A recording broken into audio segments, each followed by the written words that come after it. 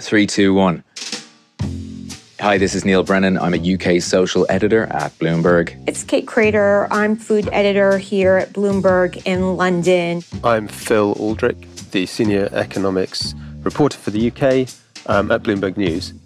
My prediction for 2023 is that one story that a lot of people will be talking about is Manchester United. If the Glazer family do a deal to sell Manchester United, I think that will reshape the way we think about big money deals in British football, potentially. And in 2023, the thing I'm most excited about is upcycled products. This is going to be a very big year to see ingredients and products made from items like the pulp and the hulls that are left over from oat milk production. And what I'm looking for this year is Rishi Sunak's growth plan. Business groups say the government has not got one, and the last growth plan, former Chancellor Kwasi Kwarteng's, nearly blew up the economy, which sets a high bar for excitement levels and at least proves the plan can have an impact. My name is Conrad Quilty Harper, and I'm the UK digital editor at Bloomberg UK. And my prediction is about another Elon Musk hobby, specifically the SpaceX Dear Moon mission. The plan is to send a group of artists on a spaceship around the moon next year, which sounds so crazy it might actually happen. I'm Bloomberg opinion columnist Therese Raphael. My name's Joe Easton and I'm UK stocks reporter at Bloomberg. This is my prediction for 2023. I'm John Steppick. I'm the author of Bloomberg's Money Distilled newsletter. The variable I'll be watching next year is unemployment. That's going to be key to the severity of any recession and also to what happens with house prices. Is it rolling strikes, a lengthening NHS wait list, now 7.2 million people, and falling house prices will make it very difficult for Rishi Sunak's Conservatives to restore voter faith in the party. I reckon UK house builder stocks will rebound in the new year after dropping about 50% in 2022. Those share prices are suggesting that there'll be a sharp decline in UK property prices and builders will have to write down the value of the land that they own. That seems a little bit extreme to me, though on a personal note, I kind of hope it's true because I want to buy a flat next year.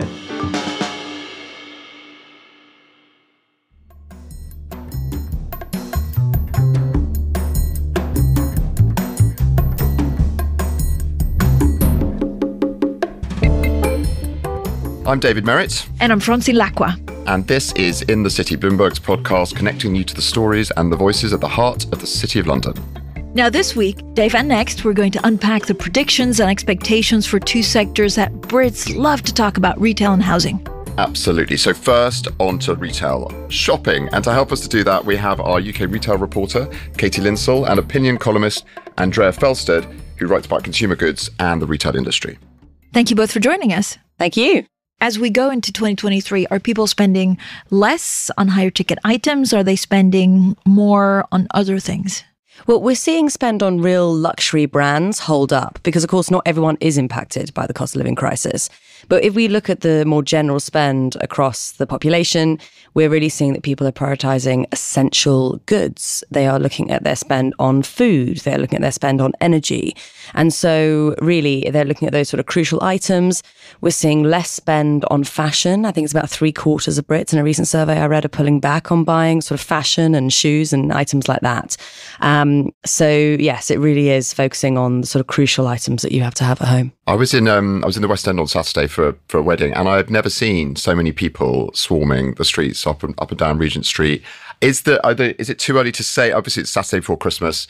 Looking like a boomtown. This did not look like a capital city of a country in recession, which is supposedly where we are right now, right? It was booming. I mean, I also stopped in to do a bit of sort of lunch break shopping at a brand that I won't name necessarily, but they were really buzzing. And so I think in certain brands, people are trying to get their shopping done for Christmas. And also, of course, we've had the rail strikes recently. So when there is some let up from that and some let up from the snow that stop people from getting out of their homes potentially, then they are using those windows to shop.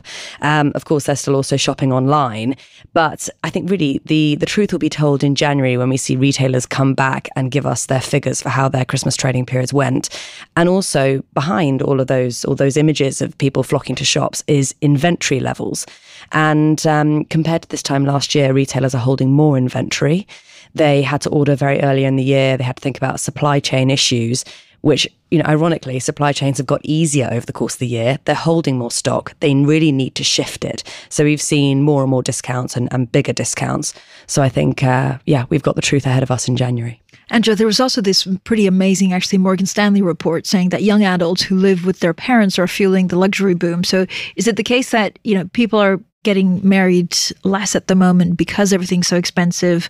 They're stopping to rent, moving out with their parents and buying a Gucci bag? I would take that with a pinch of salt. It probably has got some impact on spending, but the truth is luxury has had a phenomenal run, particularly in the US. The US really has been the engine of luxury growth. And yes, some of that has been coming from young people. Young people have discovered luxury, but I'm not sure if it's down to them living with their parents. I think it was due last year to crypto gains, to stock market gains, and we have seen some of that reverse. And there are signs that the younger, more the younger consumer who is more sensitive to macroeconomic conditions has begun to pull back from luxury. I mean, we've seen this year, Andrea, haven't we? LVMH become the biggest company by market value in Europe. It's powered Paris overtaking London, in fact, as the kind of biggest market capitalization. From what you're saying, do we think we've peaked then in luxury after this phenomenal year, all this growth? Does 2023 look a bit tougher then for the luxury end of the market? It definitely does. As I said, the US really has been the engine of growth for luxury. Crypto falls, stock market gyrations, that's all starting to take its toll on spending. Okay, the super rich are still spending, but that younger, more sensitive consumer, they've got inflation, they've got higher housing costs. That is all starting to take its toll on luxury spending. And where we've seen that most is in the second-hand watch market. So that had a really remarkable boom this time last year. And over the last 6 months, that's really come down. So that's an indication that some of that froth that was driven largely by crypto is starting to come out of the market. But Katie, if you're in the market for a luxury handbag, and I'm not saying anyone here is, but if you were to be Christmas in the luxury market, I mean, everything's 40% higher than it was even 2 years ago. So some people say, look, you buy some of these handbags and they're an investment piece, but how the hell can anyone afford it? Yeah, absolutely. For many people, it's just not accessible. And, by contrast, we're seeing anecdotes of families saying, this Christmas, we're actually going to hold back from buying gifts for each other. We're going to focus on the food that we put on our Christmas table, or people buying their loved ones essential goods. So, yeah, I think there is a definite split between the consumer here. So looking at the other end of the market then, moving away from luxury, the people who are really feeling the pinch in this economy, are they trading down? Are they doing, what behavior are we seeing in kind of the supermarkets and the big department stores? Yeah, we've seen a lot of trading down this year already. So the German discounters Aldi and Lidl have gained a lot of market share. Aldi has knocked Morrison's off the spot of the fourth biggest UK grocer. And within supermarkets, we're also seeing shoppers trade into own label goods. So they're really looking to save money in sort of every way possible. There were anecdotes earlier this year also, I think it was at Tesco, of shoppers asking for the checkout staff to sort of stop at £40 or, stop at a certain level. We just can't spend any further. And we've also seen supermarkets bring out sort of different sort of savings programs or different sort of credit options to help people try and spend more. So is there a department store, is there a company, Kate, that you look at as a kind of bellwether on how people are spending in the UK? Is it the Aldi's? Is it the John Lewis? And what are people actually buying? Also, like things to make up for the huge rise in energy cost. I think Next has been seen as the high street bellwether for quite some time. They're ran very conservatively, but even Next had to profit warn, I think, on 2 occasions this year. It's very hard for them to call. That's what they keep saying. And of course, Next sells a range of products, including homewares and furniture. And that is a really tricky market at the moment because people bought all those goods during the lockdowns, didn't they? They don't need to be buying those sort of items now during a cost of living crisis. So yeah, I think Next is a key one to look at. But people are really pulling back from those more sort of frivolous purchases, the fashion, the furniture. And there's going to be an impact for some of these companies that could be fairly dramatic. I mean, when you think about recessions past, you think of boarded up shops, right? And high streets really taking the hit. And obviously my sojourn into the West End at Saturday isn't a reflection of the country as a whole, but as I said, it was booming there. I mean, Andrea, are we going to see boarded up shops? Are we seeing retailers possibly going to the wall next year if the froth is coming off the market more? That is possible. I actually don't think Christmas will be that bad. I think not much really has hit yet. Yes, we've had some energy increases, food increases, but we've had the government help on energy. And consumers are very good at adapting. As Katie said, they are changing their behaviour. So you see a headline, very high level of inflation for the consumer, but they dial that out themselves by shopping in Lidl, by trading down. So, and the mortgage time bomb that is being predicted, that hasn't really hit yet. As we go through next year, more and more people will come off their fixed rates. So I think Christmas will be okay, but then when we get into January, things are a lot tougher. The credit card bills start to land. The big energy bills come in, particularly after this cold snap.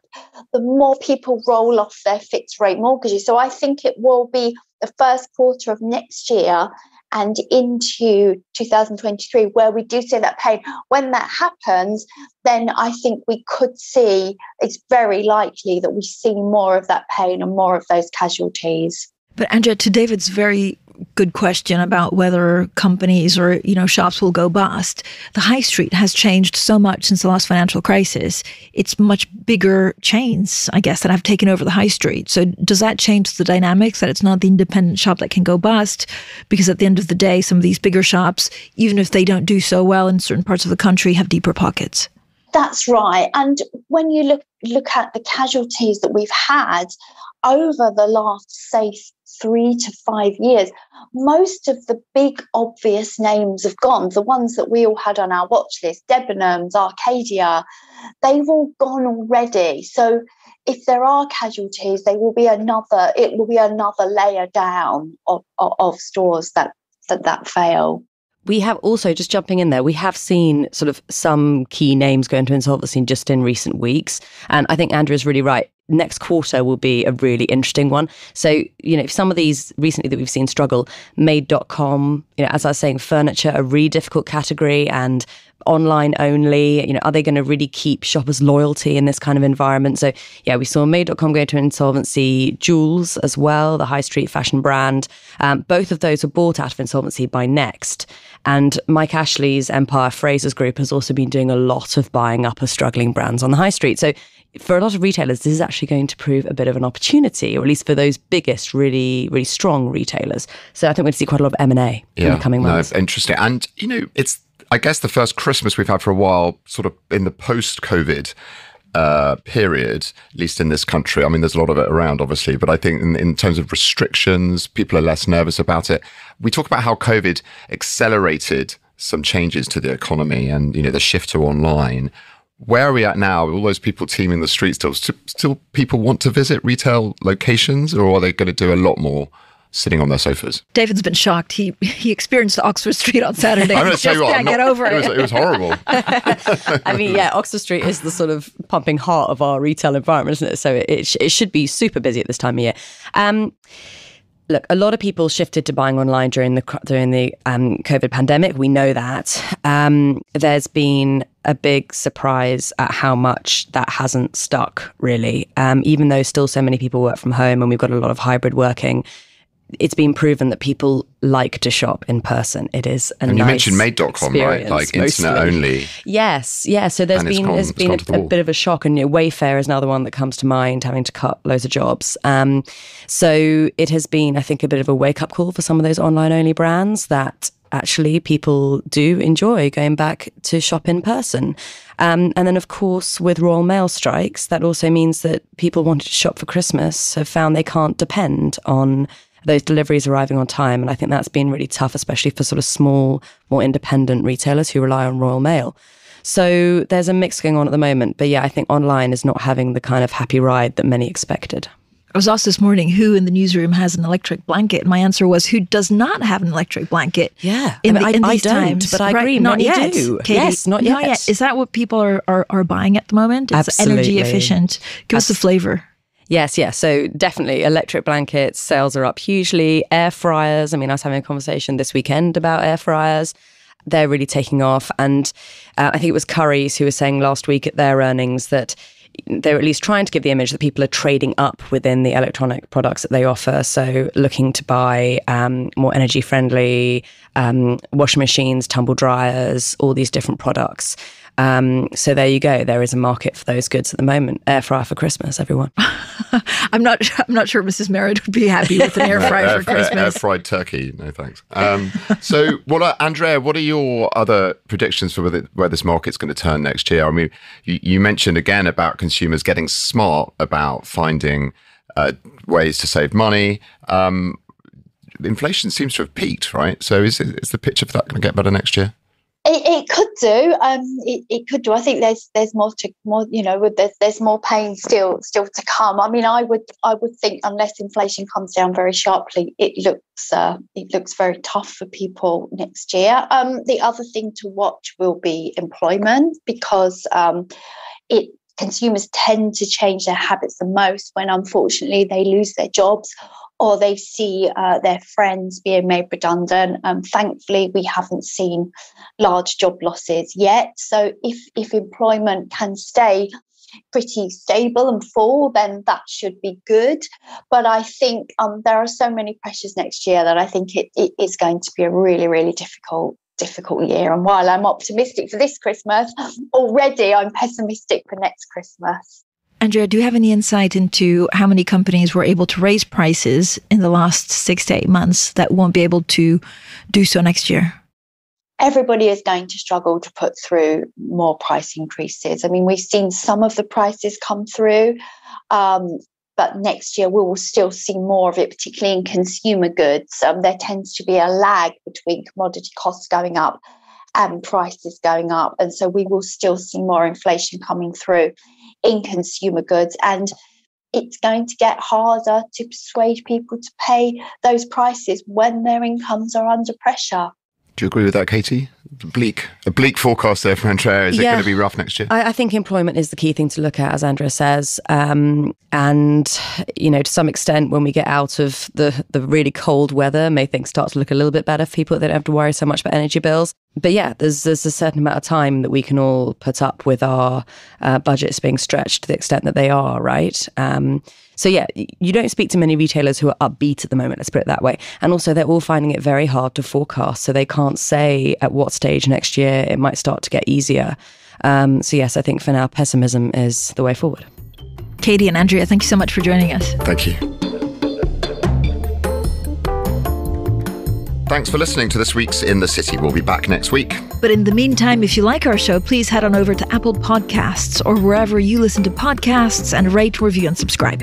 This episode was hosted by me, David Merritt. And me, Francine Lacqua. It was produced by Summer Sadi. Editing and sound design by Blake Maples. And special thanks to Andrea Felsted and Katie Linsell.